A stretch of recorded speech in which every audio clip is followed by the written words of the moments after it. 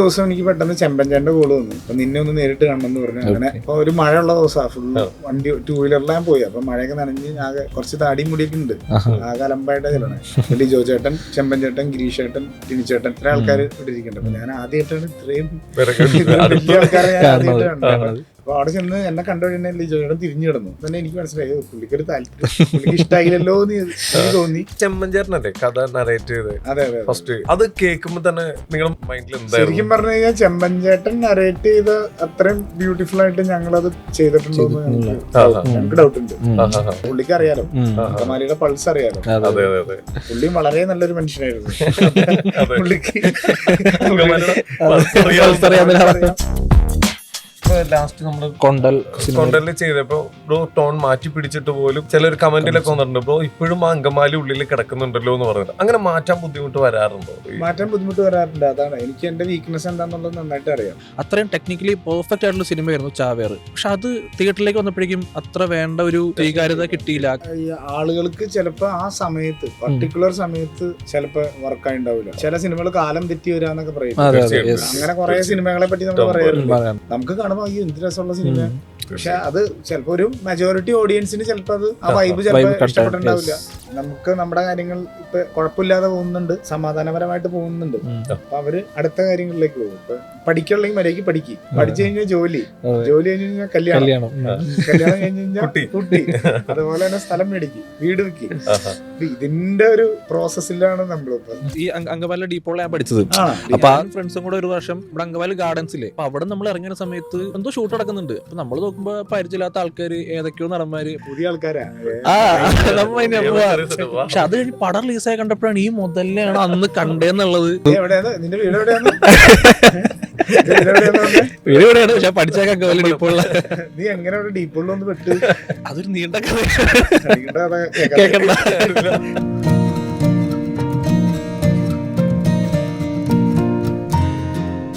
Hi guys, welcome to Django space. അപ്പൊ ഇന്ന് ഞങ്ങൾക്ക് ഭയങ്കര സന്തോഷമുള്ള ദിവസമാണ് അല്ലേ? അതെ അതെ, ഞങ്ങളൊരു പോഡ്കാസ്റ്റിംഗ് സ്റ്റാർട്ട് ചെയ്യാൻ പോവാണ്. ഫസ്റ്റ് എപ്പിസോഡ് തന്നെ നമ്മളൊരു അടി ഇടി പൂരം ലൈൻ പിടിക്കാനുള്ള പ്ലാൻ ചെയ്തേക്കുന്നത്. അടി ഇടി പൂരം എന്നൊക്കെ പറയുമ്പോൾ നമ്മുടെ എല്ലാവരും മനസ്സിലാവുന്ന ഒരു ഒറ്റ ആളാണ്, അങ്കമാലിക്കാരുടെ സ്വന്തം നമ്മുടെ ആന്റണി വർഗീസ് പെപ്പെ.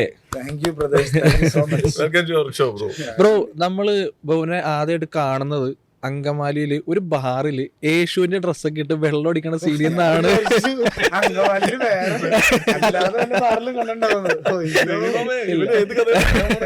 നമ്മൾ അങ്കമാലി ഷോർട്ട് ഇൻട്രോ അവിടെയാണല്ലോ, ഒരു യേശുവിന്റെ ഡ്രസ്സ് ഇട്ട് വെള്ളം അടിക്കണ സീനിൽ നിന്നാണ്. അപ്പൊ അവിടുന്ന് ഇപ്പൊ അതേ ദാവീദ് ഒരു വന്ന് നിൽക്കുവാണ്. ഒരൊറ്റ പോക്കായിരുന്നു ആ എൻട്രിയിൽ നിന്ന് ഇപ്പൊ ഈ ദാവീദ് വരെ. അപ്പൊ ഇത്ര നാളത്തെ ഒരു ജേണി ഉണ്ടായിരുന്നു. അപ്പൊ ഇത്ര നാളത്തെ ഒരു ജേണി ഇപ്പൊ എങ്ങനെയാണ് ബ്രോ ഫീൽ ചെയ്യുന്നത്? ഫീൽ ചെയ്യണമെന്ന് വെച്ചാൽ എന്താ, സന്തോഷമാണ്, ഹാപ്പിയാണ്. പിന്നെ നമുക്ക് ഞാൻ ആഗ്രഹിച്ച കുറെ കാര്യങ്ങൾ എനിക്ക് ഫിലിമിന്റെ ഇതുകൊണ്ട് എനിക്ക് ചെയ്യാൻ പറ്റി. ഒന്ന് ഫിലിമിലെത്തുക. എന്റെ മനസ്സിലാഗ്രഹം എന്ന് പറഞ്ഞാൽ ഒരു സിനിമ ചെയ്യണമെന്നായിരുന്നു, ഒറ്റ സിനിമ ചെയ്യണമെന്നായിരുന്നു. അത് നന്നായിട്ട് വർക്കാവണമെന്നായിരുന്നു ആഗ്രഹം. ബാക്കിയെല്ലാം എനിക്ക് വന്നേക്കണതൊക്കെ എനിക്ക് ബോണസ് ആയിട്ടാണ് എനിക്ക് തോന്നിയേക്കുന്നത്. എനിക്ക് ഒരുപാട് യാത്രകൾ ചെയ്യാൻ പറ്റി. നമുക്ക് സിനിമ പിന്നെ ആളുകളുടെ സ്നേഹം, റെസ്പെക്ട് അതെല്ലാം കിട്ടി. പിന്നെ കുറെ ഇപ്പൊ ഷൂട്ട് നടക്കുന്നത് പല പല സ്ഥലങ്ങളിലായിരിക്കും. അപ്പൊ അവിടുത്തെ കൾച്ചർ, അവിടുത്തെ ഫുഡ്, അതൊക്കെ നമുക്ക് എക്സ്പ്ലോർ ചെയ്യാൻ പറ്റി. അല്ലെങ്കിൽ നമ്മൾ തന്നെ പൈസ കൊടുത്തിട്ട് പോയി നിന്നൊക്കെ ചെയ്യണ്ടേ. ഇപ്പൊ നമുക്ക് അല്ലാണ്ട് പൈസക്ക് അവിടെ പോയി നിന്ന് നമുക്ക് നമ്മുടെ പണിയെടുക്കുകയും ചെയ്യാം, അതിനൊപ്പം തന്നെ എക്സ്പ്ലോറും ചെയ്യാം. അതൊക്കെയാണ് എനിക്ക് കിട്ടിയ സന്തോഷം. ശരിക്ക് ഒറ്റ സിനിമയിൽ നിർത്തണം എന്ന് പറയാൻ കാരണം അല്ല, അതായിരുന്നു എന്റെ സ്വപ്നം. അതായിരുന്നു എനിക്ക് ഒരു സിനിമയിലും ചെയ്യണം, അത് ഹിറ്റ് ആവണം. അതായിരുന്നു എന്റെ മനസ്സിലുണ്ടായിരുന്ന. അത് കഴിഞ്ഞ് പിന്നെ എന്താന്നുള്ളത് ഞാൻ ചിന്തിച്ചിട്ടേ ഇല്ല. പിന്നെ വന്നതെല്ലാം എന്താ ബോണസാണ്, മിറാക്കിളായിട്ടാണ് ഞാൻ കാണുന്നത്. ശരിക്കും ഇതിന്റെ ഓഡീഷനൊക്കെ എങ്ങനെയായിരുന്നു? ഫസ്റ്റ് മൂവിയുടെ ഓഡീഷനിലേക്ക് കണക്ട് ചെയ്തത്? ഫസ്റ്റ് മൂവിയുടെ ഓഡീഷനിലേക്ക് എന്നെ വിളിക്കുന്നത് ശരത് എന്ന് പറഞ്ഞിട്ട്, വെയിൽ എന്ന് പറഞ്ഞ ഫിലിം ഡയറക്ട് ചെയ്തു, അസോസിയേറ്റ് ആയിരുന്നു. പുള്ളി എന്നെ വിളിച്ചിട്ട് എന്റെ ഒരു ഷോർട്ട് ഫിലിം കണ്ടു, എന്ന് പറഞ്ഞിട്ട് ബലിയാട് എന്ന് പറഞ്ഞ ഷോർട്ട് ഫിലിം കണ്ടു. പിന്നെ ഒരു കണ്ണൻ ചേട്ടൻ ഉണ്ട്, മറ്റേ മറഡോണയുടെ ഒക്കെ റൈറ്റർ, പുള്ളിയും അങ്കമാലി ഡയറീസിൽ വർക്ക് ചെയ്തിട്ടുണ്ട്. അപ്പൊ കണ്ണൻ ചേട്ടനും വിളിച്ചു, പുള്ളിക്കും ഇഷ്ടമായി എന്ന് പറഞ്ഞു. ഞങ്ങൾ എന്നിട്ട് ലിജോ ചേട്ടനെ കാണിക്കാൻ പോകണമെന്ന് പറഞ്ഞു. അങ്ങനെ ഒരു കോള്. പിന്നെ നമ്മുടെ ഉല്ലാസേട്ടല്ലേ ഇപ്പൊ മറ്റേ അഞ്ചക്കള്ളക്കോക്കന്റെ ചെമ്മഞ്ചേട്ടന്റെ അനിയൻ, പുള്ളി ആ സമയത്ത് ഓസ്ട്രേലിയയിലായിരുന്നു. അപ്പൊ പുള്ളി എന്നെ ഫോൺ ചെയ്തു, അങ്ങനെ ചെമ്മഞ്ചേട്ടന്റെ അനിയനാണ് ഇങ്ങനെ. അപ്പൊ എനിക്ക് തോന്നുന്നു പുള്ളിയും ഈ ഷോർട്ട് ഫിലിം കണ്ടു എന്ന് തോന്നുന്നു അപ്പോഴേക്കും. അപ്പൊ പുള്ളിയുടെ ഫ്രണ്ട് വീട്ടിലേക്ക് വന്ന് എന്റെ നമ്പർ മേടിച്ച് അങ്ങനെയാണ്. കഴിഞ്ഞിട്ട് പുള്ളി പറഞ്ഞു, ഞാൻ ഇന്നൊരു ദിവസം ഇവിടേക്ക് വരുന്നുണ്ട്, അങ്കമാലിക്ക് വരുന്നുണ്ട്, അപ്പം മീറ്റ് ചെയ്യാൻ പറ്റുമെന്ന് ചോദിച്ചു. അപ്പം പറഞ്ഞാൽ കാണുന്നതിന് കുഴപ്പമൊന്നുമില്ലാന്ന് പറഞ്ഞു. അതിന് ഒരു ദിവസം എനിക്ക് പെട്ടെന്ന് ചെമ്പഞ്ചേട്ടൻ്റെ കോള് വന്നു. ചെമ്പഞ്ചേട്ടൻ ഇങ്ങനെ പറഞ്ഞു, എടാ ഇങ്ങനെ ഒരു പരിപാടിയാണ്, ഞങ്ങള് ഷോർട്ട് ഫിലിം കണ്ടു, വർക്കായിട്ടുണ്ട്, അപ്പൊ നിന്നെ ഒന്ന് നേരിട്ട് കാണണമെന്ന് പറഞ്ഞു. അങ്ങനെ ആ സമയത്ത് സിംഗപ്പൂർ പോകാൻ നിൽക്കായിരുന്നു. അങ്ങനെ ഞാൻ അവിടെ ചെന്ന്, അപ്പൊ ഒരു മഴയുള്ള ദിവസമാണ്, ഫുള്ള് വണ്ടി 2 വീലറിലാണ് പോയി. അപ്പൊ മഴയൊക്കെ നനഞ്ഞ് ആകെ കുറച്ച് താടി മുടിയൊക്കെ ഉണ്ട്, ആകെ അലമ്പായിട്ടാണ് ചെല്ലണേ. ലിജോ ചേട്ടൻ, ചെമ്പൻ ചേട്ടൻ, ഗിരീഷ് ചേട്ടൻ, ടിനിച്ചേട്ടൻ, ഇത്ര ആൾക്കാർ ഇവിടെ ഇരിക്കുന്നുണ്ട്. അപ്പൊ ഞാൻ ആദ്യമായിട്ടാണ് ഇത്രയും വലിയ ആൾക്കാരെ ഞാൻ ആദ്യമായിട്ടാണ് കണ്ടത്. ഞാനാകെ പകച്ചുപോയി. അപ്പൊ അവിടെ ചെന്ന് എന്നെ കണ്ടു കഴിഞ്ഞാൽ ലിജോ ചേട്ടൻ തിരിഞ്ഞു കിടന്നു. അപ്പൊ തന്നെ എനിക്ക് മനസ്സിലായി പുള്ളിക്കൊരു താല്പര്യം, പുള്ളിക്ക് ഇഷ്ടമായില്ലല്ലോ എന്ന് എനിക്ക് തോന്നി. അപ്പൊ തന്നെ മനസ്സ് ചത്ത്. അത് കഴിഞ്ഞ് പിന്നെ അവരെന്താ വെച്ചാൽ അവര് കുറച്ച് വർത്താനൊക്കെ പറഞ്ഞു കഴിഞ്ഞപ്പോ ഞാൻ പൊക്കോട്ടെ, നീ പൊക്കോളാൻ പറഞ്ഞു. ഞാൻ വണ്ടി ഓടിച്ച് എനിക്ക് ആകെ വിഷമമായി. അപ്പൊ തന്നെ എനിക്ക് മനസ്സിലായി, ഇല്ല വേറെ അധികം ഒന്നും സംസാരിച്ചില്ല. അപ്പൊ തന്നെ എനിക്ക് മനസ്സിലായി ഇവർക്ക് വലിയ താല്പര്യം. അത് കഴിഞ്ഞപ്പോ ഉല്ലാസേട്ടൻ വിളിച്ചു, ഇത് കഴിഞ്ഞ് കഴിഞ്ഞിട്ട് നീ അങ്കമാലിക്ക് വരുമെന്ന് ചോദിച്ചു. അപ്പൊ ഞാൻ പറഞ്ഞു, ഞാൻ വരുന്നില്ല എന്ന് പറഞ്ഞു. നീ വന്നില്ലെങ്കിൽ ഞങ്ങൾ അങ്ങോട്ട് വരുമെന്ന് പറഞ്ഞു. അപ്പൊ അല്ല, ഞാൻ അങ്ങോട്ട് വരാം, അങ്കമാലിക്ക് വരാൻ പറഞ്ഞു. അവിടെ ചെന്നിട്ട് നമ്മൾ സംസാരിക്കുന്നു. അപ്പൊ പുള്ളി പറഞ്ഞു, നമുക്ക് ഈ പടം അല്ലെങ്കിൽ നമുക്ക് അടുത്ത പടം പിടിക്കാടാ. അത് അങ്ങനെ പറഞ്ഞോടുകൂടി എനിക്ക് ഉറപ്പായി ഇയാള് പിന്നെ വിളിച്ചു മനുഷ്യനെ കളിയാക്കാനായിട്ട്. പിന്നെ ഞാനത് മനസ്സിൽ നിന്ന് വിട്ട്. അങ്ങനെ പിന്നെ ഒരു ദിവസം എന്നെ വിളിച്ചിട്ട് വർക്കൗട്ട് ചെയ്യണം, പരിപാടി ചെയ്യണം. പിന്നെ ഒരു ദിവസം ഓഡീഷന് വേറെ അവരുടെ ഓഡീഷന് വരണം. അങ്ങനെ അപ്പൊ ഈ അങ്കമാലി ടീമിനെ മൊത്തം പരിചയപ്പെട്ട ഓഡീഷന്റെ സമയത്തായിരുന്നു. അതെ അതെ ഉറപ്പായിട്ടും. ആ സിനിമയിലുള്ള ആ ക്രൂ വേറെ അവരാരായിട്ട് മുമ്പ് പരിചയം ഉണ്ടായിരുന്നില്ല? കൂടെ അഭിനയിച്ചവരാണെങ്കിൽ കൂടെ അഭിനയിച്ചവരായിട്ട് പരിചയം എന്ന് പറഞ്ഞു കഴിഞ്ഞാൽ അതിനകത്ത് ആ പരിപ്പ് മാർട്ടിൻ എന്ന് പറഞ്ഞ അവനെ ഞാൻ പഠിച്ച സ്കൂളിൽ എന്റെ സീനിയർ ആയിരുന്നു. അപ്പൊ അവിടെ വെച്ച് ഉള്ള കണ്ടുപരിചയമുണ്ട്, അല്ലാതെ വേറെ ഒരു ഫ്രണ്ട് എന്നുള്ള രീതിയിലോ അങ്ങനെ ഒരു പരിചയമില്ല. പിന്നെ സിനോജേട്ടൻ ഉണ്ട് അതിനകത്ത്, മറ്റേ സ്പാർക്കിനെ ഞാൻ അവിടെ അങ്കമാലി കണ്ടിട്ടുണ്ട്. സ്പാർക്കിന്റെ ഒക്കെ സ്വഭാവം അത്യാവശ്യം നല്ലതായതുകൊണ്ട് ഫേമസ് ആയിരുന്നു. പിന്നെ അതിനകത്ത് അറിയാം, പിന്നെ ആൻസി ചേട്ടല്ലേ ഞങ്ങളുടെ ജിമ്മിലെ ബാബുജി ആൻസി ചേട്ടൻ അറിയാം. പുള്ളിയുടെ ജിമ്മിലാണ് ഞാൻ വർക്കൗട്ട് ചെയ്തോണ്ടിരുന്നത്. എനിക്ക് ഇത്ര ആൾക്കാരൊക്കെ തന്നെ പരിചയമുള്ളൂ. സ്പാർക്കിനെ നമ്മള് ശരിക്കും എപ്പോ അങ്കമാലി കൂടി നമ്മൾ പാസ് ഒരു ഷോപ്പിംഗ് കോംപ്ലക്സ് പോലെ ചെറുത്, അതിന്റെ ആ പരിസരത്ത് ഞാൻ ആക്ച്വലി പഠിച്ചത് ഈ അങ്കമാലി ഡീപ്പോളാണ് ഞാൻ പഠിച്ചത്.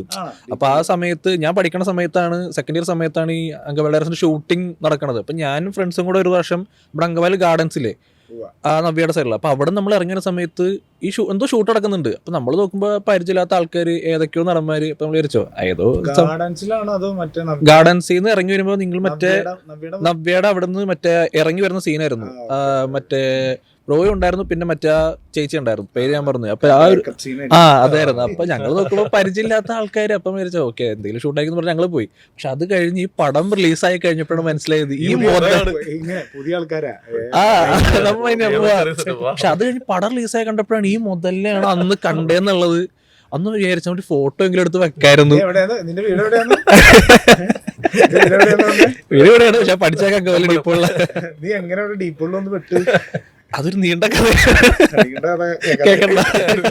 ഡീപോളിന്റെ അവിടെ ഷൂട്ട് ഉണ്ടായിരുന്നു. ഡീപോളിന്റെ അവിടെ ടെൽക്കിലേക്ക് പോകുന്ന വഴിയിൽ ഷൂട്ട് ഉണ്ടായിരുന്നു, കണ്ടിട്ടുണ്ട്. പക്ഷെ നമ്മള് ശ്രദ്ധിക്കണല്ലോ, നമ്മൾ നോക്കുമ്പോ ഒരു ആരെയും പരിചയമില്ല, ഒന്നുമില്ല. പക്ഷെ പിന്നീട് ആ പടം കണ്ടപ്പോഴാണ് സംഭവം മനസ്സിലായത്. അയ്യോ, ആ ഒരു ടൈമിൽ ഒരു ട്രെൻഡ് മാറ്റി കളഞ്ഞൊരു മൂവിയാണ് സത്യം. കാരണം അതുവരെ അങ്കമാലി എന്നുള്ളൊരു പ്ലേസ് തന്നെ ഭയങ്കരമായിട്ട് ബിൽഡായ ഒരു പടം തന്നെയായിരുന്നു ആ സമയത്ത്. ശരിക്കും ചെമ്മഞ്ചേട്ടനല്ലേ കഥ നറേറ്റ് ചെയ്ത് ഫസ്റ്റ്? അത് കേൾക്കുമ്പോ തന്നെ നിങ്ങളുടെ മൈൻഡിൽ എന്താ? ശരിക്കും പറഞ്ഞു കഴിഞ്ഞാൽ ചെമ്പഞ്ചേട്ടൻ നറേറ്റ് ചെയ്ത് അത്രയും ബ്യൂട്ടിഫുൾ ആയിട്ട് ഞങ്ങളത് ചെയ്തിട്ടുണ്ടോ ഞങ്ങൾക്ക് ഡൗട്ട് ഉണ്ട്. കാരണം പുള്ളി നറേറ്റ് ചെയ്യണത് ഭയങ്കര രസമായിട്ടാണ്. ബ്യൂട്ടിഫുൾ ആയിട്ട് നറേറ്റ് ചെയ്ത്, അത് ഓരോ ക്യാരക്ടറിന്റെയും ആ ഒരു സാധനങ്ങളൊക്കെ പിടിച്ച് പുള്ളി ആ കറക്റ്റ് സാധനങ്ങള് അതിനോട് എത്രത്തോളം നീതി പുലർത്താൻ പറ്റിയെന്നുള്ളത് എനിക്കറിയില്ല. നമ്മള് സ്ക്രിപ്റ്റ് വായിക്കുമ്പോൾ നമുക്ക് അത്രയും ഒരു ഇതില്ല. പക്ഷെ ചെമ്പൻ ചേട്ടൻ വായിച്ചു കേട്ട് കഴിഞ്ഞപ്പോഴാണ് നമ്മള് വാവ് കറക്റ്റ് മീറ്റർ ആയിരുന്നു. ഇങ്ങനത്തെ ഒരു മീറ്ററിലാണ് പുള്ളിക്ക് അറിയാലോ, അങ്കമാലിയുടെ പൾസ് അറിയാലോ. പുള്ളി വളരെ നല്ലൊരു മനുഷ്യനായിരുന്നു. പുള്ളിക്ക് പുള്ളിയുടെ എക്സ്പീരിയൻസ് ആണ് സിനിമ, പുള്ളിയുടെ ചുറ്റുള്ള ആൾക്കാരുടെ എക്സ്പീരിയൻസ് ആണ് സിനിമ. കാരണം ഈ ഇതിനകത്ത് കുറെ ക്യാരക്ടേഴ്സ് അങ്കമാലിയിൽ ശരിക്കും ഉള്ള ആൾക്കാരാണ്. ആൾക്കാരാണ്. അല്ലെങ്കിൽ ശരിക്കും കേട്ടിട്ടുണ്ട് ഇടിയൊക്കെ ശരിക്കും പറഞ്ഞാൽ അതിന്റെ ഒരു ശരിക്കും ഇവരുടെ അനുഭവം വെച്ച് നോക്കണെങ്കിൽ പുറത്തുനിന്ന് ഒരു കൊറിയോഗ്രാഫറുടെ ആവശ്യമില്ല. പറഞ്ഞു കൊടുത്താൽ മതി. അന്നത്തെ ആ പ്രശ്നമില്ല അതൊന്ന്. ശരിക്കും ഞങ്ങളുടെ ഈ അങ്കമാലിയിൽ അങ്ങനെ കൊറിയോഗ്രാഫ്ഡ് ആയിട്ട് അടിയുള്ളതായിട്ട് നിങ്ങൾക്ക് എപ്പോഴേലും തോന്നിയിട്ടുണ്ടോ? മാസ്റ്റർ ഉണ്ടായിരുന്നു. പക്ഷെ മാസ്റ്റർ പറയുന്നു നിങ്ങളങ്ങോട്ട് കയറി ഇടിച്ചോളാനാ. അതിനകത്ത് ഇടിച്ചിടിച്ച് അവസാനം ഒരുത്തന്റെ മൂക്കിന്റെ പാലൊടിഞ്ഞു പോയി ഒരു കൂട്ടത്തല്ലിന്റെ ഇടയിൽ. ആക്ച്വലി റോ ഫൈറ്റും കൊറിയോഗ്രാഫ്ഡ് ഫൈറ്റും വരുമ്പോഴേക്കും റോ ഫൈറ്റ് കുറച്ചുകൂടെ ഡേഞ്ചറസ് അല്ല. ആക്ച്വലി ഡേഞ്ചറസ് എപ്പോഴേലും കിട്ടാം. അതാണ് ഒരു പരിപ്പ് എന്ന് പറഞ്ഞാൽ ഞാൻ നേരത്തെ പറഞ്ഞു. അവന്റെ മൂക്കിന്റെ പാലം ഇങ്ങനെ ഞാൻ നോക്കുമ്പോ മൂക്ക് കാണാനില്ല, പതിഞ്ഞ് ഇങ്ങനെ ഇരിക്കണു. ചെറുതായിട്ട് ഇങ്ങനെ ചോര വരുന്നുണ്ട്.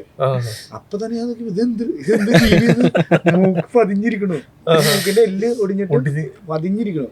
അപ്പൊ തന്നെ ഹോസ്പിറ്റലിൽ കൊണ്ടുപോയി. അല്ല, ഇപ്പൊ ഈ ദാവീദിലേക്ക് വരുമ്പോഴേക്കും കംപ്ലീറ്റ്ലി ഒരു കൊറിയോഗ്രാഫ്ഡ് പ്രോപ്പർ ബോക്സിംഗ് സാധനങ്ങളാണ്.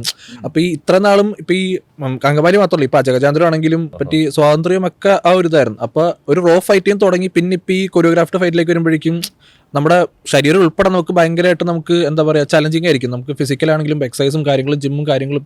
പക്ഷേ ഈ കൊറിയോഗ്രാഫിലേക്ക് ഫൈറ്റ് വരുമ്പോഴേക്കും ഈ ഒരു വ്യത്യാസം എന്തായിരുന്നു? ഇത്രയും ഹാർഡ് വർക്കും എഫേർട്ടും എടുക്കുമ്പോഴേക്കും. കാരണം നമുക്ക് തോന്നിയൊന്നും ഇടിക്കാൻ പറ്റില്ലല്ലോ. അതെ അതെ, ഒന്നാമത് പ്രത്യേകിച്ച് ബോക്സിംഗ് കൂടെ ആയതുകൊണ്ട്. ഈ കൊറിയോഗ്രാഫ്ഡ് ഫൈറ്റ് എന്ന് പറഞ്ഞു കഴിഞ്ഞാൽ ഇപ്പൊ ബാക്കിയുള്ള പടങ്ങളിലൊക്കെ അങ്ങനത്തെ ഇത് തന്നെയാണ്. പക്ഷെ ബോക്സിംഗ് എന്ന് പറയുന്ന വ്യത്യാസമുണ്ട്. ബോക്സിങ്ങിന്റേതായ റൂൾസ്, മൂവ്മെന്റ്സ്, അങ്ങനത്തെ കുറെ കാര്യങ്ങളുണ്ട്. നമുക്ക് അതിൽ നാടൻ പരിപാടി കൊണ്ടുവരാൻ പറ്റില്ല. കുറെ ഒഴിഞ്ഞു മാറുന്ന പരിപാടികളുണ്ട്, ലെഗ് മൂവ്മെന്റ്സ് ഉണ്ട്, കുറെ സ്റ്റൈലുകളുണ്ട്, പല ബോക്സേഴ്സിന്റെയും സ്റ്റൈൽസ് ഉണ്ട്. അപ്പൊ ഈ സംഭവങ്ങളൊക്കെ അതിനകത്ത് ഒരു നാടൻ പരിപാടി നമ്മൾ കൊണ്ടുവന്നു കഴിഞ്ഞപ്പോ ആൾക്കാർക്ക് മനസ്സിലാവും ഇവന് പരിപാടി അറിയില്ല, നാടൻ സെറ്റപ്പ് ആണെന്നുള്ളൊരു സാധനം വരും. അത് നമ്മളപ്പോ അത്രയും നല്ല രീതിയിൽ ട്രെയിൻ ചെയ്യണം. ഞാനിപ്പോ ഈ ദാവീദിന് വേണ്ടിയിട്ട് ഞാൻ മൊത്തം ഒരു 6 മാസം ഒരു പ്രോസസ്സ് നടന്നുണ്ട്. 2 മാസം ഷൂട്ടിന് മുമ്പ് ഞങ്ങള് പക്ക ഈ പരിപാടി ബോക്സിങ്, ജിമ്മ്, പിന്നെ ഡയറ്റ്.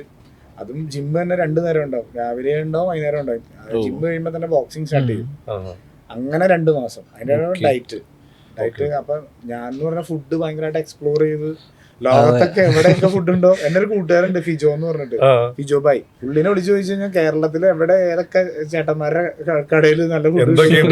ഞാനിപ്പോ ട്രാവൽ ചെയ്യുന്നൊക്കെ പുള്ളിനെ വിളിച്ചു പറയുമ്പോ പുള്ളി പറയാം അതെ 1/2 കിലോമീറ്ററിലുണ്ട്. അപ്പൊ അവിടെ പോയി ഫുഡ് കഴിച്ച അങ്ങനെ എക്സ്പ്ലോർ ചെയ്ത് നടന്ന് എനിക്ക് പെട്ടെന്ന് ഇതിനകത്തേക്ക് വന്നു കഴിഞ്ഞപ്പോ ഭയങ്കര പാടായിരുന്നു. നമ്മൾ ഈ ഡയറ്റ് തുടങ്ങണേക്കാൾ മുമ്പ് തലേ ദിവസം പറഞ്ഞു എന്താന്ന് വെച്ചാ കഴിച്ചു, അത് ഇന്നത്തോടുകൂടി തീർക്കുക, പിന്നെ പരിപാടിയില്ല.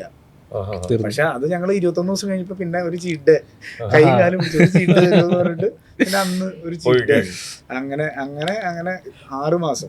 പക്ഷെ ഈ വീട്ടിലൊക്കെ ഇടയ്ക്ക് ബ്രേക്കിന് പോകുമ്പോഴേക്കും അമ്മ ഉണ്ടാക്കുന്ന ഫുഡും കറികളൊക്കെ ആകുമ്പോഴേക്കും നമുക്ക് വരുന്നുണ്ടാവില്ലേ? പോയിട്ടില്ല, വീട്ടിൽ തന്നെ. അങ്ങനെ ആകും 1-2 തവണ കാണാനൊക്കെ പോയി. നമ്മുടെ മനസ്സൊന്നും ചാടിയാടൂലേ അമ്മ ഉണ്ടാക്കുന്ന ഫുഡ് ഉണ്ട്. അവിടെ ചിലപ്പോ എന്തെങ്കിലും ഒരു കഷ്ണം ഇരിക്കണ്ടെങ്കിൽ ചെറുതായിട്ട് ഒരു കഷ്ണമല്ല കുഴപ്പമില്ല, കാലറി കയറില്ല എന്ന് പറഞ്ഞാൽ ഒരു കഷ്ണമൊക്കെ എടുത്ത് കഴിക്കും ടേസ്റ്റ് ചെയ്യാൻ വേണ്ടി. പക്ഷെ അതൊരു ചീറ്റിംഗ് ആയിട്ട് അങ്ങനെ അയ്യോ ട്രെയിനറൊക്കെ കേട്ട് ഞാനൊരു 96 ഒരു 74 ആയി ക്ലൈമാക്സ് കഴിഞ്ഞപ്പോഴേക്കും. ഏകദേശം ഒരു 22-23 കിലോ കുറഞ്ഞു. അതെ. ഈ ശരിക്കും പറഞ്ഞ കൊറിയോഗ്രാഫി ഫൈറ്റ് എന്ന് പറയുമ്പോൾ ടൈമിംഗ് അല്ലേ ബ്രോ? Correct timing. ആ ടൈമിംഗ് ഒന്ന് അങ്ങോട്ടോ രണ്ടുപേരുടെയും അങ്ങോട്ടും ഇങ്ങോട്ടും മാറിക്കഴിഞ്ഞാൽ അപകടം സംഭവിക്കാവുന്നതാണ്. ആക്ച്വലി അപകടം എന്ന് പറഞ്ഞാൽ പിന്നെ നമ്മൾ കൺട്രോൾ ചെയ്യണം കൈനെ, അല്ലെങ്കിൽ അപകടം സംഭവിക്കും. അതായത് നമ്മൾ ഇവിടെ കൊണ്ട് നിർത്താന്ന് പറഞ്ഞാൽ ചെറിയ ഈ ഫെദർ ടച്ച് എന്നൊക്കെ പറയില്ലേ, ആ ഫെദർ ടച്ച് കൊടുത്ത് എടുത്തു കഴിഞ്ഞാൽ കുഴപ്പമില്ല. ആ സമയം കൺട്രോൾ ഇല്ലെങ്കിൽ കിടക്കുക ഉറപ്പാ. പിന്നെ മൂവ്മെന്റ് മാറിക്കഴിഞ്ഞാലും ഇടി ചിലപ്പോ കിട്ടും. കിട്ടിയിട്ടുണ്ടോ? എനിക്ക് കിട്ടിയിട്ടുണ്ട്. എനിക്കിപ്പോ ഈ ദാവീദിന്റെ എനിക്ക് അല്ലാതെ ഇഷ്ടംപോലെ കിട്ടിയിട്ടുണ്ട്. ദാവീദിന്റെ ഇതിൽ കിട്ടിയിട്ടുണ്ട്, അജഗജാന്തരത്തിൽ കിട്ടിയിട്ടുണ്ട്. പിന്നെ എന്റെ കയ്യിൽ നിന്ന് അബദ്ധം പറ്റിയിട്ടുണ്ട്. RDX ഒരു പയ്യന്റെ മറ്റേ ആ എന്നെ ചെയിലിൽ ആ സീൻ കഴിഞ്ഞിട്ട് ഒരു സീനില് ഞാൻ ഇടിച്ചതാ. അപ്പൊ അവൻ ശരിക്കും പറഞ്ഞ ഇടിക്കുമ്പ ഇങ്ങനെ അതും ഇങ്ങനെ മാറ്റണേന് വരാൻ ഇങ്ങനെ വന്നു. ഓ. ഈ കൈ ഇങ്ങോട്ട് കേറി എത്രയും കണ്ട് സ്റ്റിച്ച് ഇട്ടു, ഇവിടെ കീറിപ്പോയി ഇവിടെ. അങ്ങനെ നമ്മുടെ ഈ ഏരിയക്ക് നല്ല പവറാ, കൊണ്ടുകഴിഞ്ഞ് കീറിപ്പോവും. അപ്പൊ അങ്ങനെ ആ പയ്യൻ എന്നിട്ട് ഇവിടെ സ്റ്റിച്ചൊക്കെ വന്നു കഴിഞ്ഞപ്പോ അവന് മറ്റേ റോളിന്റെ പ്രശ്നം വന്ന് അങ്ങനെയാ. അപ്പൊ അവൻ നമ്മളൊക്കെ പോയി പറഞ്ഞു ബ്രോ നമുക്ക് പറ്റിയൊരു അവസ്ഥയാണ്, അതുകൊണ്ട് അങ്ങനെ അത് അവന്റെ റോളിനൊന്നും ബാധിക്കരുതെന്ന് പറഞ്ഞ അവര് പിന്നെ ഇതൊക്കെ ഇവിടെ എന്തൊക്കെ വെട്ടിക്കളഞ്ഞ് മേക്കപ്പ് ഒക്കെ ഇട്ട് അഡ്ജസ്റ്റ് ചെയ്ത് ആ പയ്യന് ആകെ ഭയങ്കര ഇതായിപ്പോയി, വിഷമായിപ്പോയി. അതെ, ഈ നേരത്തെ പറഞ്ഞ നമ്മള് ഈ ബ്രോന്റെ പെപ്പ എന്ന് പറയുമ്പോൾ ഒരു അങ്കമാലി സ്ലാങ്ങിൽ സംസാരിക്കുന്ന, തനി അങ്കമാലിക്കാരുടെ ആ ഒരു സ്ലാങ്ങിൽ സംസാരിക്കുന്ന ഒരാളാണ്. നമ്മുടെ സിനിമ എന്ന് പറയുമ്പോൾ പല പല ഭാഷകൾ കൈകാര്യം ചെയ്യണം, പല പല സ്ലാങ്ങുകളൊക്കെ മാറേണ്ടി വരും. ഇപ്പൊ ലാസ്റ്റ് നമ്മള് കൊണ്ടലിൽ ചെയ്തപ്പോ ബ്രോ ടോൺ മാറ്റി പിടിച്ചിട്ട് പോലും ചിലർ കമന്റിലൊക്കെ വന്നിട്ടുണ്ട്, ബ്രോ ഇപ്പോഴും ആ അങ്കമാലി ഉള്ളിൽ കിടക്കുന്നുണ്ടല്ലോ എന്ന് പറയുന്നത്. അങ്ങനെ മാറ്റാൻ ബുദ്ധിമുട്ട് വരാറുണ്ടോ? മാറ്റാൻ ബുദ്ധിമുട്ട് വരാറുണ്ട്. അതാണ് എനിക്ക് എന്റെ വീക്ക്നെസ് എന്താന്നുള്ളത് നന്നായിട്ട് അറിയാം. ഞാൻ അതിൽ വർക്ക് ചെയ്തോണ്ടിരിക്കുന്നുണ്ട്, മാറ്റാനായിട്ട് മാക്സിമം ശ്രമിച്ചുകൊണ്ടിരിക്കുന്നുണ്ട്. അത് കുറച്ച് ചിലർക്കെല്ലാം ഈസി ആയിട്ട് നടക്കായിരിക്കും, ചിലർക്ക് അത് കുറച്ച് സമയം എടുക്കും. പ്രോസസ്സിൽ കൂടെ കടന്നു പോയാലും നടക്കും. എനിക്കറിയാം അതെന്താന്നുള്ള എന്റെ വീക്ക്നെസ് എന്താണ്, എന്റെ പ്രശ്നങ്ങൾ എന്താന്നുള്ളത് എനിക്ക് നന്നായിട്ട് അറിയാം. അത് വേറെ ഇന്റർവ്യൂസിലൊക്കെ ഞാൻ പറഞ്ഞിട്ടുണ്ട്. അത് ട്രൈ ചെയ്തോണ്ടിരിക്കുന്നുണ്ട്. അത് ഇപ്പം ചെയ്ത് തന്നെ നമ്മള് ശരിയാവുക. ഈ അജഗജാന്തരം വരെയുള്ള ടൈം ഉണ്ടായിരുന്നു. അപ്പൊ അതുവരെ നമ്മൾ എടുത്തു നോക്കുവാണെങ്കിൽ ഒരു അങ്കമാലി ടീം കംപ്ലീറ്റ് ഒരു ബാക്കപ്പ് എന്ന് പറയുന്ന സാധനം ഉണ്ട് പെപ്പയ്ക്ക്. അപ്പോൾ ഓവറോൾ ഒരു കരിയർ കംപ്ലീറ്റ് എടുത്ത് നോക്കുമ്പോൾ ഈ ഒരു അങ്കമാലി ടീം അവര് കരിയറിനെ ഭയങ്കരമായിട്ട് ഹൈ ആക്കിയിട്ടുണ്ടെന്ന് തോന്നിയിട്ടുണ്ടോ? ഉറപ്പായിട്ടും 100%. ആദ്യത്തെ പടം തന്നെ ലിജോ ചേട്ടന്റെ കൂടെ നല്ല രീതിയിൽ ആൾക്കാർക്ക് ഭയങ്കരമായിട്ട് കണക്ട് ആയ സിനിമ. എനിക്കും എന്റെ ഫേവറേറ്റ് സിനിമ ഒന്നാണ് അങ്കമാലി ഡയറീസ്. പിന്നെ അത് കഴിഞ്ഞിട്ട് സ്വാതന്ത്ര്യം, അർദ്ധരാത്രി ചേട്ടന്റെ, അതും അത്യാവശ്യം നല്ല രീതിയിൽ ഓടിയ സിനിമയാണ്. പിന്നെ വന്നത് ജല്ലിക്കെട്ട്. അത് ക്രിട്ടിക്കലി ഭയങ്കര അക്ലെയിംഡ് ആയിട്ടുള്ള ഒരു സിനിമയാണ്. അതിനും ഒരു ആരാധകരുണ്ട്. പിന്നെ ഓസ്കാർ എൻട്രിക്ക് ഇന്ത്യയുടെ ഒഫീഷ്യൽ എൻട്രി ആയിട്ട് പോയ സിനിമയാണ്. പിന്നെ അടുത്ത വന്നത് അജഗജാന്തരം. അതും ഭയങ്കരമായിട്ട് കളർഫുൾ ഇഷ്ടപ്പെട്ടൊരു സിനിമ. ഉറപ്പായിട്ടും എന്റെ വളർച്ചയിൽ എന്നെ ഞാനാക്കി, അല്ലെങ്കിൽ എന്നെ ഈ ഇവിടെ വന്ന് ഇരുത്തിയേക്കണത് തന്നെ അവരുടെ ബാക്കപ്പ് ഉള്ളതുകൊണ്ട് തന്നെയാണ്. അത് എവിടെയും പറയാൻ ഞാൻ ഓക്കെയാണ്. പക്ഷെ ആ ഒരു ടീമിൽ നിന്ന് മാറിക്കഴിഞ്ഞ് ബ്രോ ഒന്ന് മാറ്റി ചിന്തിക്കാം, അല്ലെങ്കിൽ ഇനി ഒന്ന് വേറെ പിടിക്കാം, അടി പരിപാടി വേണ്ട, പ്രണയം, കോമഡി, ആ ഒരു ലൈനിലേക്ക് പോകാന്നുള്ളൊരു സാധനം ഡിസിഷൻ അത് സ്വമേധ എടുത്താണോ, അല്ലെങ്കിൽ എനിക്കിനി മാറ്റണം, ഇനി ഇത് വേണ്ട എന്നുള്ള രീതിയിൽ ചിന്തിച്ച്? എനിക്കിത് വേണ്ടെന്ന് ഞാൻ ഒരിക്കലും തീരുമാനിച്ചില്ല, പക്ഷെ മാറി ഒന്ന് നോക്കണം എന്ന് തോന്നിയിട്ടുണ്ട്. അത് അന്ന് 1-2-3 അങ്ങനെ മാറി നോക്കി. പക്ഷെ അത് ഓപ്പൺ ആയിട്ട് പറയുകയാണെങ്കിൽ അത് വർക്കായില്ല. പക്ഷെ എന്ന് വെച്ചിട്ട് നമ്മള് തോറ്റ് പിന്മാറാൻ നമ്മള് തീരുമാനിച്ചിട്ടില്ല. അവിടെ നേരെ വന്ന RDX ഒക്കെ അതിനകത്ത് ഫൈറ്റും കാര്യങ്ങളൊക്കെ ഉണ്ട്. പക്ഷെ എനിക്ക് ഏറ്റവും കൂടുതൽ അതിനകത്ത് ഇഷ്ടപ്പെട്ടത് അതിനകത്തെ കുഞ്ഞു കോമഡീസ് തിയേറ്ററിൽ ആൾക്കാർ ചിരിക്കണ്ടായിരുന്നു. അപ്പൊ അതാണ് എനിക്ക് ഏറ്റവും കൂടുതൽ ഹരം കൊള്ളിച്ചത്. അപ്പൊ എനിക്ക് പിന്നെ ഒരു ആഗ്രഹം വന്നിട്ടുണ്ട് അങ്ങനത്തെ. ഭയങ്കര രസമുള്ള ഒരു പോയിന്റാണ്. നമ്മളെന്തെങ്കിലും ഒരു കോപ്രായം കാണിക്കുമ്പോ അല്ലെങ്കിൽ നമ്മളെന്തെങ്കിലും ചെയ്യുന്ന ആൾക്കാർ ചിരിക്കാന്ന് പറയുന്നത് ഭയങ്കര. അത് എനിക്ക് ഏറ്റവും കൂടുതൽ ഹൈ കിട്ടിയത് RDX കണ്ടപ്പോ എനിക്ക് കുഞ്ഞു കാര്യങ്ങളില് ആൾക്കാർക്ക് ചിരി വന്നപ്പോ. അപ്പൊ ഞാൻ തിയേറ്ററിൽ ഇരുന്ന് നോക്കുമ്പോ ആൾക്കാരുടെ മുഖത്തെ ആ ഒരു ചെറിയ ചിരി, അത് ഭയങ്കര നമുക്ക് ഭയങ്കര ഫീലാ. എന്റെ മനസ്സിലൊരു സ്വപ്നമാണ് അങ്ങനത്തെ നല്ല വർക്കാവുന്ന പടങ്ങളില് ചെയ്യണം എന്നുള്ളത്. പക്ഷെ എനിക്ക് ഭയങ്കരമായിട്ട് ഇഷ്ടപ്പെട്ട അങ്കമാലിക്ക് ശേഷം എനിക്ക് പേഴ്സണലി ഭയങ്കര ഇഷ്ടപ്പെട്ടത് ചാവേറിലെ ഒരു ചെറിയ ക്യാരക്ടർ ആണെങ്കിൽ പോലും എനിക്കതെന്തോ ക്യാരക്ടർ ഭയങ്കരമായിട്ട് കണക്റ്റായി. ആ ഒരു ക്യാരക്ടർ ഞാൻ ആ പടം കുറേ പേർക്ക് വർക്കൗട്ട് ആയില്ല എന്ന് കേട്ടിരുന്ന പടമാണ്. പക്ഷെ എനിക്ക് പേഴ്സണലി ഞാൻ ആ പടം ഒരു 7-8-9 തവണയെങ്കിലും ആ പടം ഞാൻ ഇന്ന് റിപ്പീറ്റ് അടിച്ച് കണ്ടിട്ടുണ്ട്. എനിക്ക് എന്തോ പടം ഭയങ്കരമായിട്ട് സ്ട്രൈക്കായി. എനിക്ക് അതിൽ നിന്ന് ഞാൻ ഒരു ഡയറക്ടർ ആണെന്ന് ആഗ്രഹിക്കുന്ന ഒരാളാണ്. അപ്പോൾ എനിക്ക് അതിൽ നിന്ന് ഒരു പ്ലോട്ട് കിട്ടി. അത് ഞാൻ ഒരു ഷോർട്ട് ഫിലിം ഡെവലപ്പ് ചെയ്തു. ഷൂട്ട് നടന്നിട്ടില്ല, പക്ഷെ അതിൽ നിന്ന് ഉൾപ്പെടെ എനിക്ക് ഷോർട്ട് ഫിലിം ഡെവലപ്പായി. അപ്പോൾ എനിക്ക് ആ പടം ഭയങ്കരമായിട്ട് എനിക്കൊന്ന് അഡിക്റ്റ് ആയിപ്പോയി. എൻ്റെ മ്യൂസിക് ആണെങ്കിലും ക്യാമറ, DOP എല്ലാ കാര്യങ്ങളും വെച്ച് നോക്കുമ്പോഴേക്കും അത്രയും ടെക്നിക്കലി പെർഫെക്റ്റ് ആയിട്ടുള്ള സിനിമയായിരുന്നു ചാവേർ. പക്ഷെ അത് തിയേറ്ററിലേക്ക് വന്നപ്പോഴേക്കും അത്ര വേണ്ട ഒരു എന്താ പറയുക സ്വീകാര്യത കിട്ടിയില്ല. കാരണം നമ്മൾ നോക്കുമ്പോൾ അജഗജാന്തത്തിന് ശേഷം ടിനു പാപ്പച്ചൻ, പെപ്പെ കോംബോ, ഇവരൊക്കെ ചാക്കോച്ചൻ ഉണ്ട്, ഇവരൊക്കെ വരുന്നു. അപ്പോൾ നമ്മൾ ഭയങ്കര പ്രതീക്ഷയായിട്ട് നമ്മൾ ആ പടം കാണുന്നത്. പക്ഷെ അത് തിയേറ്ററിൽ അത്ര വർക്കൗട്ട് ആയില്ല. പക്ഷെ പേഴ്സണൽ എന്താ തോന്നുന്നത് അതിനൊരു ഡ്രോബാക്ക് വരാൻ കാരണം? അല്ല, അതിപ്പോ ആളുകൾക്ക് ചിലപ്പോൾ ആ സമയത്ത് പർട്ടിക്കുലർ സമയത്ത് ചിലപ്പോൾ വർക്കായി ഉണ്ടാവില്ല. ആ, ആ, ആ. ചില സിനിമകൾ കാലം തെറ്റി വരാന്നൊക്കെ പറയും. അതെ, അതെ, തീർച്ചയായും. yes. അങ്ങനെ കുറെ സിനിമകളെ പറ്റി നമ്മൾ പറയാറുണ്ട്. പറയാറുണ്ട്. ഇത് എന്ത് നല്ല പടം. നമ്മൾ തന്നെ ചില പടങ്ങൾ കാണുമ്പോ ഇത് അന്ന് ഹിറ്റായ സിനിമ അല്ല കേട്ടോ. അതെ, പിന്നെ നമുക്ക് കാണുമ്പോ അയ്യോ എന്ത് രസമുള്ള സിനിമ, നമുക്ക് ഭയങ്കരമായിട്ട് കണക്ട് Correct ആയി. ആയിട്ടുണ്ടാവും. പക്ഷെ അത് ചിലപ്പോ ഒരു മെജോറിറ്റി ഓഡിയൻസിന് ചിലപ്പോ അത് ആ വൈബ് ചിലപ്പോ Vibe correct ഇഷ്ടപ്പെട്ടുണ്ടാവില്ല. yes. അതെ, അതെ, അതെ. അതായിരിക്കും അതിന്റെ ഒരു ചിലപ്പോ റീസൺ. Reason. ചിലപ്പോ അത് കാലം തെറ്റി വന്ന സിനിമയായിരിക്കും. ഞാൻ ആക്ച്വലി തിയേറ്ററിൽ എനിക്ക് തിയേറ്ററിൽ ഭയങ്കര മിസ്സായി പോയി വിചാരിച്ചു. ഞാൻ ഒട്ടിട്ട് ഇറങ്ങിയപ്പോൾ ഞാൻ കാണുന്നത് കണ്ടു കഴിഞ്ഞപ്പോൾ തിയേറ്ററിൽ പക്ഷേ എനിക്കത് ഭയങ്കരമായിട്ട് ഇഷ്ടപ്പെട്ടു. ആ ഒരു എഫേർട്ട്, ആ തെയ്യം, അതിന് ഭയങ്കര എഫേർട്ട് എടുത്തില്ല അത് പഠിക്കാനും അതിന്റെ ഒരു അങ്ങനെ എഫേർട്ട് എന്ന് പറഞ്ഞു കഴിഞ്ഞാൽ ഒരു ദിവസം ഞങ്ങൾ അവിടെ പോയി ഈ തെയ്യത്തിന്റെ കരടുത്ത് പോയി. അപ്പൊ ഞാൻ വിചാരിച്ചു ഇവര് കാണിച്ചു തരുമെന്ന് വിചാരിച്ചു. അപ്പൊ അവരവിടെ ഇരുന്ന് വർത്താനം പറഞ്ഞു വ്രതം എടുക്കണം അങ്ങനത്തെ കാര്യങ്ങൾ മാത്രം പറഞ്ഞു. അപ്പൊ ഒന്നും കാണിച്ചു തന്നില്ല. അപ്പൊ ഞാൻ എന്തെങ്കിലും കാണിച്ചു തരണ്ടേ, ഞാനത് അങ്ങനെയൊന്നും കാണിച്ചു തരാൻ പറ്റില്ല എന്നൊക്കെ പറഞ്ഞിട്ട് ഇവരൊന്നും പറഞ്ഞു തന്നില്ല. ആ വ്രതത്തിന്റെ കേസുകളൊക്കെ നമ്മൾ ഇതായി, വ്രതമൊക്കെ സ്റ്റാർട്ട് ചെയ്ത് പരിപാടികളൊക്കെ ഇതായി. ഷൂട്ട് വന്നപ്പോ അന്ന് വേറൊരാള് ഇതേപോലെ തന്നെ തെയ്യം വേഷം ഇട്ടിട്ട് എല്ലാ ആചാരങ്ങളൊക്കെ ഭയങ്കര രസമാണ്. പ്രാർത്ഥനയും ചെറിയ പരിപാടികളൊക്കെ ഉണ്ട്. എന്നിട്ട് പിന്നെ എന്നെയും ഇതേപോലെ തന്നെ ഇതൊക്കെ ചെയ്ത് കഴിഞ്ഞിട്ട് പുള്ളി ഇങ്ങനെ കാണിക്കും. സ്പോട്ടില് കാണിക്കാം, ഷൂട്ടാ.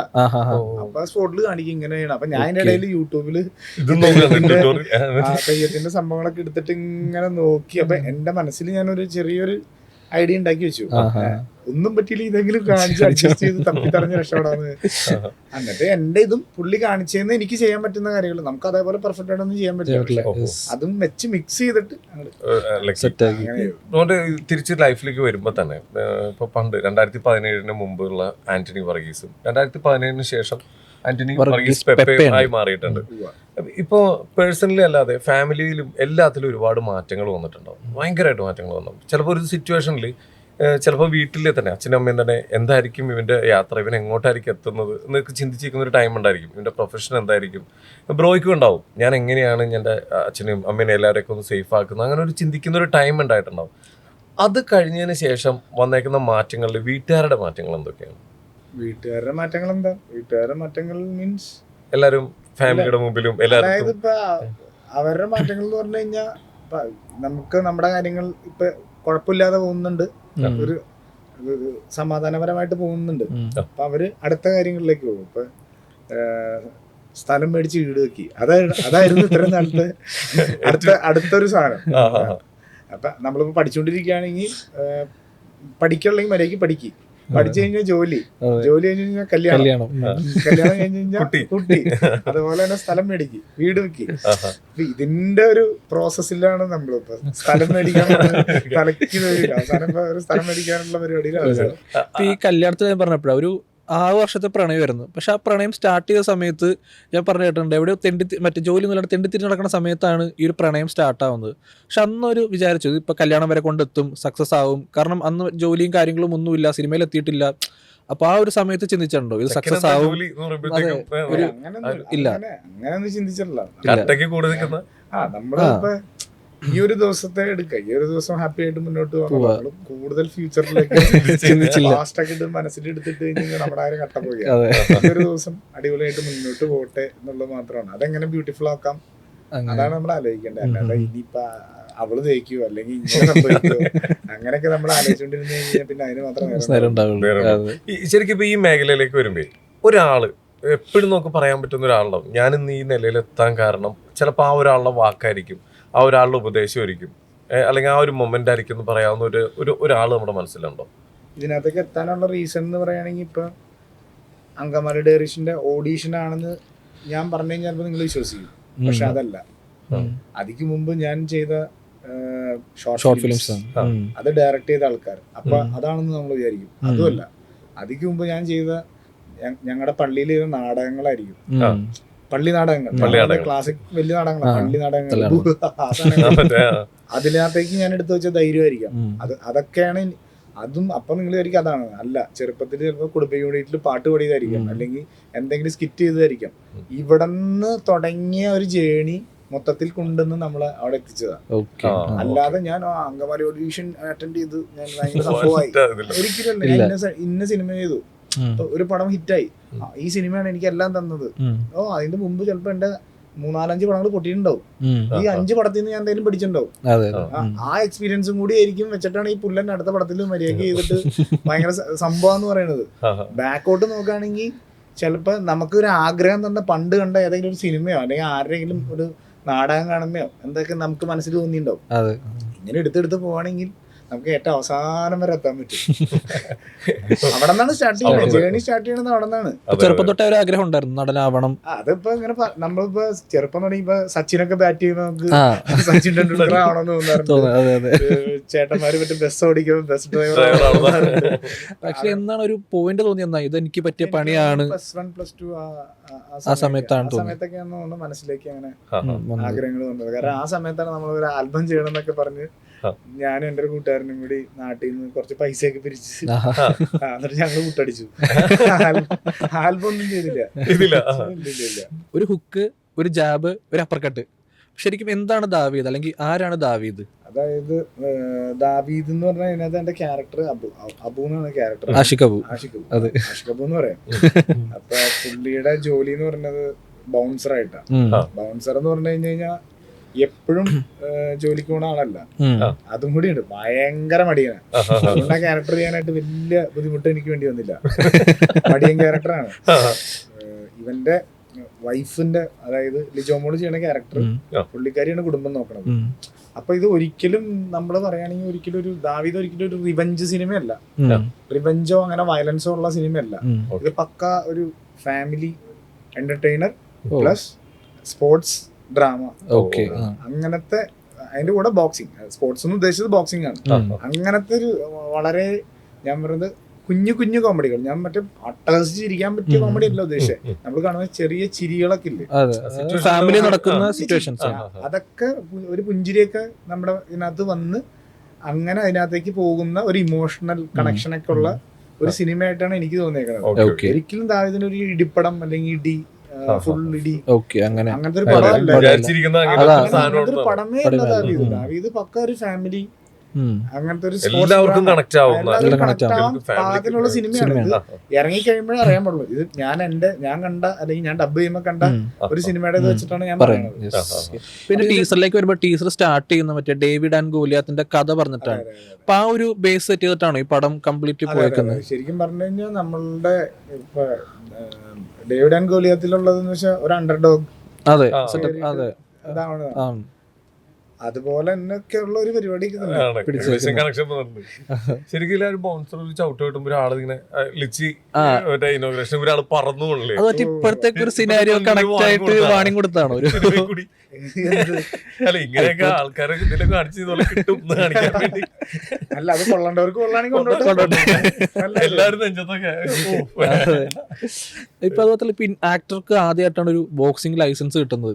അപ്പൊ അതിനു വേണ്ടി ലൈക്ക് ഭയങ്കര എഫേർട്ട് ഉണ്ടായിരുന്നു പ്രൊഫഷണൽ ആയിട്ട് ബോക്സിംഗിന് കളിക്കാൻ? എഫേർട്ട് മീൻസ് ഞാൻ എടുത്ത 6 മാസത്തെ ട്രെയിനിങ് അല്ല, ഞാൻ വിഷ്വൽസ് കാണിച്ചു കൊടുത്തു. നമ്മുടെ പടത്തിന്റെ വിഷ്വൽസ് കാണിച്ചു കൊടുത്തപ്പോ അവര് തന്നതാണ്. ഇതിനു വേണ്ടി സെപ്പറേറ്റ് ബോക്സിംഗ് അതൊന്നും ഉണ്ടായിരുന്നില്ല. അങ്ങനെ പ്രോപ്പർ സിനിമയ്ക്ക് വേണ്ടി എന്താണ് ബോക്സിംഗ് പഠിച്ചത് അതാണ് ഞാൻ പഠിച്ചിട്ടുള്ളൂ. അതിന്റെ ഇത് കാണിച്ചു കൊടുത്തിട്ട് അവര് തന്നതാണ്.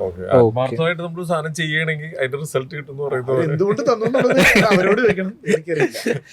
പിന്നെ നമ്മളൊരു റൂമർ കേട്ടിട്ടുണ്ടായിരുന്നു, അതിപ്പോ RDXന്റെ ഡയറക്ടർ നഹാസ് ഇദ്ദേഹത്തിന്റെ അടുത്ത മൂവി DQ കൂടെ ഉണ്ട്, കൂടെ പെപ്പ ഉണ്ട്. അപ്പൊ അതിന്റെ ഒരു സത്യാവസ്ഥ എന്താണ് ശരിക്കും? അത് ഓണാണോ? അങ്ങനെയല്ല, നഹാസിന്റെ പടം ഞാൻ ചെയ്യുന്നുണ്ട്. DQന്റെ പടമാണെന്ന് ഞാൻ പറയില്ല. ഇടി ഭയങ്കര വീക്ക്നെസ് ആണല്ലോ. ഇപ്പൊ മാർക്കോ റിലീസ് ആയ സമയത്ത് ഒരു പോസ്റ്റ് ഉണ്ടായിരുന്നു. അപ്പൊ അങ്ങനത്തെ ഒരു മൂവി ഇനി ചെയ്യണം, അല്ലെങ്കിൽ അതിനപ്പുറം വയലൻസ് ആയിക്കൊണ്ട് സാധനം കൊണ്ടുവരണം എന്ന് ഭയങ്കര ആഗ്രഹമുണ്ടോ? അങ്ങനെയൊന്നുമില്ല. അങ്ങനെ എനിക്ക് അത്ര വയലൻസ് അങ്ങനെ ഞാൻ വയലൻസിന്റെ വലിയ ആരാധകനല്ല. ഞാൻ ഉണ്ണിബ്രോന്റെ അന്ന് ഞാൻ മെസ്സേജ് അയക്കുകയും ചെയ്തപ്പോൾ കലക്കി എന്ന് പറയാം. അത് ഗംഭീരമായിട്ട് ചെയ്തു വെച്ചിട്ടുണ്ട്. പെപ്പ നോക്കിയിരുന്നപ്പോ ഒരു സാധനം തോന്നിയ ഒന്ന് ഈ ഫിഗറൊക്കെ വെച്ചിട്ട് പള്ളിയിൽ കുർബാന എടുക്കണ ഫിഗർ ഒന്ന് ആലോചിച്ച് നോക്കി. ആ കഥയിലേക്ക് കഴിഞ്ഞ ദിവസം ഒരു ഇന്റർവ്യൂല് പറഞ്ഞായിരുന്നില്ലേ, സെമിനാറിൽ ചേരാൻ പോയൊരു കാലഘട്ടം ഉണ്ടായിരുന്നു. 8 മാസം മൈസൂരാണ് ലാസ്റ്റ് ലെറ്റ് എന്ന് പറഞ്ഞിട്ട്. ശരി. ശരിക്ക് സെമിനാരി ചേരാത്തത് കൊണ്ട് ഞങ്ങൾക്ക് ഞങ്ങളുടെ പെപ്പേനെ കിട്ടി. ചേർന്നിരുന്നെങ്കിൽ ചിലപ്പോൾ നല്ലൊരു വൈദികനെ ഒരുപാട് ആൾക്കാർക്ക് കിട്ടിയാണ്. പക്ഷെ ആ ഒരു തീരുമാനത്തിൽ എന്തെങ്കിലും റിഗ്രറ്റ് തോന്നുന്നുണ്ടോ? മാറ്റി ഇല്ല ഇപ്പോഴത്തെ ഇല്ല. ഒറ്റ കാര്യം അറിയണത് പിന്നെ ചില സമയത്ത് ഈ അച്ഛൻ ഞാൻ നമ്മുടെ വീടിന്റെ അടുത്തൊരു സെമിനാരി പോലെ വരുന്നുണ്ട്. അവിടെ പോയിരിക്കുമ്പോ ഇവരുടെ സന്തോഷം ഹാപ്പിനെസ്സും കാണുന്ന അവരുടെ ഒരു സന്തോഷം അയ്യോ ഇതായാ മതിയായിരുന്നു. അവിടുന്ന് വന്ന മൊമെന്റ് ഇല്ലേ, വന്ന ഒരു മാസം വീട്ടിലെ അവസ്ഥ എന്തായിരുന്നു? ഇല്ല വീട്ടില് കുഴപ്പമില്ല. പക്ഷെ ആൾക്കാര് അവനെന്താ ചാടിയ അങ്ങനെയാണ് അവിടെ പ്രശ്നം ഉണ്ടായിട്ടാണ് കഥകൾ കൂടി അങ്ങനത്തെ ഇതൊക്കെ ഉണ്ടായിരുന്നു. പക്ഷെ അത് കുറച്ച് ദിവസത്തേക്ക് ഉണ്ടാവുള്ളൂ. ഏത് പ്രശ്നം അങ്ങനെയാണല്ലോ, ഏറ്റവും കൂടി കഴിഞ്ഞ ഒരു മാസം അതിന് വാലിഡിറ്റി ഇല്ലല്ലോ. പിന്നെ വരാൻ പോണ പ്രൊജക്ട്സ് എന്തെങ്കിലും ഉണ്ടോ, പുതിയ അനൗൺസ്മെന്റ് കാര്യങ്ങള്? ഒരെണ്ണം പിന്നെ നമ്മുടെ ഹനീഫിക്ക് അല്ലേ, ഹനീഫ് അദീനി, പുള്ളി എഴുതണ ഒരു പരിപാടി ഉണ്ട്. ഓക്കെ, അതും മറ്റേ മാർക്കോ പോലെ വയലന്റ് ആക്ഷൻ ഇടി പടം അങ്ങനെ നമ്മൾ പറയാൻ വരുന്നുണ്ട്. ഓക്കെ, ഇപ്പൊ ദാവീദ് 14-ാം തീയതി തിയേറ്ററിലേക്ക് എത്തുകയാണ്. അപ്പൊ പ്രേക്ഷകരോട് എന്താണ് അതിനെപ്പറ്റി പറയാനുള്ളത്? പ്രേക്ഷകരോട് ഒന്നുമില്ല, തിയേറ്ററിൽ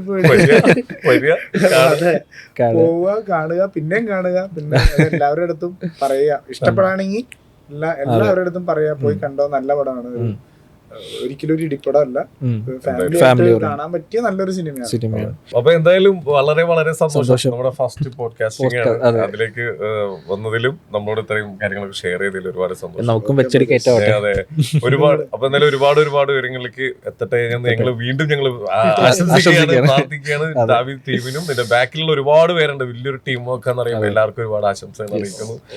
വൻ വിജയം വരട്ടെ. പോയി കാണോട്ടെ എന്തായാലും ഫസ്റ്റ് ഷോ ഷുവറാണ്. ഓക്കെ, അപ്പൊ thank you so much. Yes.